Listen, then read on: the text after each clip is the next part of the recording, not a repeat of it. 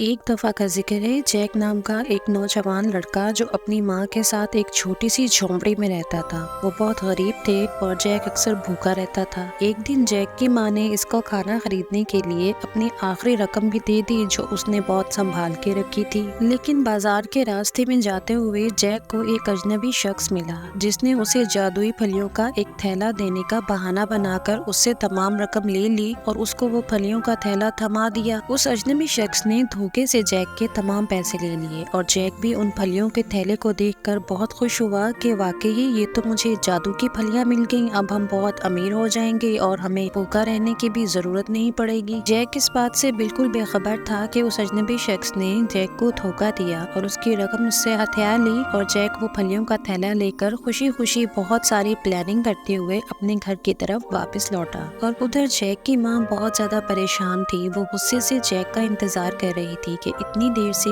Jack کھانا لینے گیا ہے اور ابھی تک واپس نہیں آیا، اور پھر جیسے ہی جیک وہ پھلیوں سے بھرا ہوا تھیلا اپنے گھر واپس لے کر آیا، اس کی ماں بہت زیادہ غصے میں تھی۔ اس نے جیک سے وہ پھلیوں کا تھیلا لیا اور اس پھلیوں کے تھیلے کو کھڑکی سے باہر پھینک دیا، لیکن اگلی صبح جیک جیسے ہی سو کر اٹھا تو اس نے اپنی کھڑکی کے باہر دیکھا، وہاں ایک بہت بڑا اور سبز رنگ کا پھلیوں کا درخت اگا ہوا تھا۔ جیک کو یہ سب ایک خواب لگ رہا تھا، لیکن وہ حقیقت تھی، اور کچھ دیر جیک اس لمبے اور بڑے درخت کو غور سے دیکھتا رہا، اور جیک کے دیکھتے ہی دیکھتے پھلیوں کا وہ بہت بڑا اور لمبا درخت اتنا زیادہ بڑھ گیا کہ وہ آسمان کو چھونے لگا۔ اب جیک اس درخت کو دیکھ کے ڈر نہیں رہا تھا، بلکہ وہ اس درخت کی حقیقت کو جاننا چاہتا تھا، اور وہ اس حقیقت کو جاننے کے لیے اس درخت پر چڑھنا چاہتا تھا۔ تو بس پھر جیک نے اس درخت پر چڑھنا شروع کیا، اور جیک کو اس درخت پر چڑھتے ہوئے پورا ایک دن لگ گیا، اور جیسے ہی وہ درخت کی چوٹی پر پہنچا، وہاں اس نے بہت عجیب و غریب نظارہ دیکھا۔ وہاں اس نے خود کو ایک عجیب و غریب دنیا میں پایا جہاں آسمان گلابی اور بہت خوبصورت تھا۔ اس کے ارد گرد بہت سارے نیلے رنگ کے درخت تھے، اور وہ درخت اتنے اونچے تھے کہ آسمان کو چھو رہے تھے۔ اور پھر تھوڑی ہی دیر میں جیک وہاں پر ایک بہت بڑے اور پرانے قلعے کے قریب پہنچا۔ اس قلعے کا دروازہ بہت بڑا تھا۔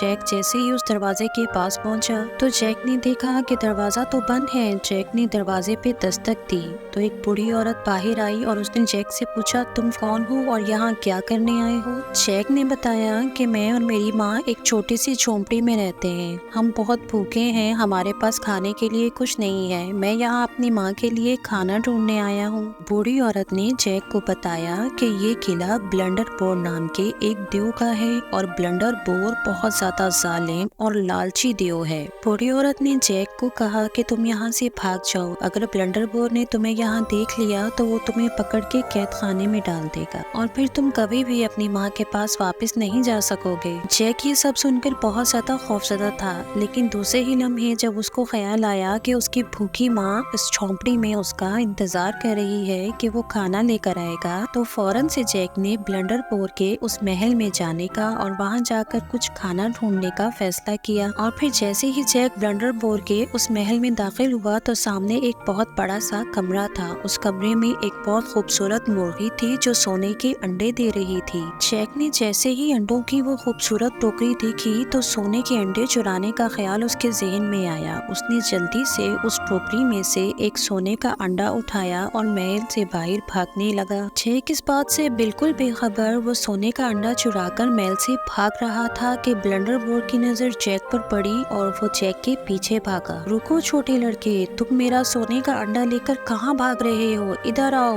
لیکن جیک بھاگنے میں بہت زیادہ تیز تھا۔ وہ جلدی سے پھلیوں کے اس بڑے سے درخت سے نیچے واپس اترا اور وہ انڈا لے کر اپنی جھونپڑی کی طرف واپس بھاگ گیا، اور جیک نے جلدی سے سونے کا وہ انڈا لے جا کر اپنی ماں کو دیا۔ اس کی ماں سونے کا وہ انڈا دیکھ کر بہت زیادہ حیران تھی اور بہت خوش بھی تھی۔ وہ اس لیے بھی بہت زیادہ خوش تھی کہ آخر کار ان کو کوئی ایسی چیز ملی جسے بیچ کر وہ بہت سارا کھانا خرید سکیں گے اور کبھی بھوکے نہیں رہیں گے۔ اور اب اس طرح جیک بلنڈر بورڈ سے چھپ کر چوری چوری اس محل میں روز اس درخت کے ذریعے اوپر چڑھتا تھا اور جا کر وہاں سے سونے کا ایک انڈا چرا لاتا تھا۔ اور پھر ایک دن اسی طرح بلنڈر بورڈ نے جیک کو پکڑ لیا۔ بلنڈر بورڈ نے جیک کو ابھی قید خانے میں ڈالنے کا حکم دینا ہی تھا کہ جیک کو جلدی سے خیال آیا، اور اس نے بلنڈر بورڈ کو فوراً سے بتایا کہ میرے پاس ایک جادوئی گٹار ہے، اگر آپ کہیں تو میں اس گٹار سے آپ کو ایک بہت خوبصورت گانا سنانا چاہتا ہوں، کیونکہ میرا میوزیکل گٹار بہت خوبصورت اور میٹھے گیت سناتا ہے۔ اگر آپ چاہیں تو میں آپ کو ایک ایسا ہی گیت سناؤں۔ بلنڈر بور کو موسیقی سننے کا بہت زیادہ شوق تھا۔ اس نے فوراً سے کہا، ہاں کیوں نہیں، مجھے جلدی سے ایک اچھا سا گانا سناؤ تاکہ اس کے بعد میں تمہیں قید خانے میں ڈال دوں۔ اور پھر جیک نے جیسے ہی اپنا وہ میوزیکل گٹار بجانا شروع کیا، اس سے ایسی دھنیں نکلیں کہ جسے سنتے ہی وہ ظالم اور لالچی دیو سو گیا۔ جیک نے اپنی چالاکی سے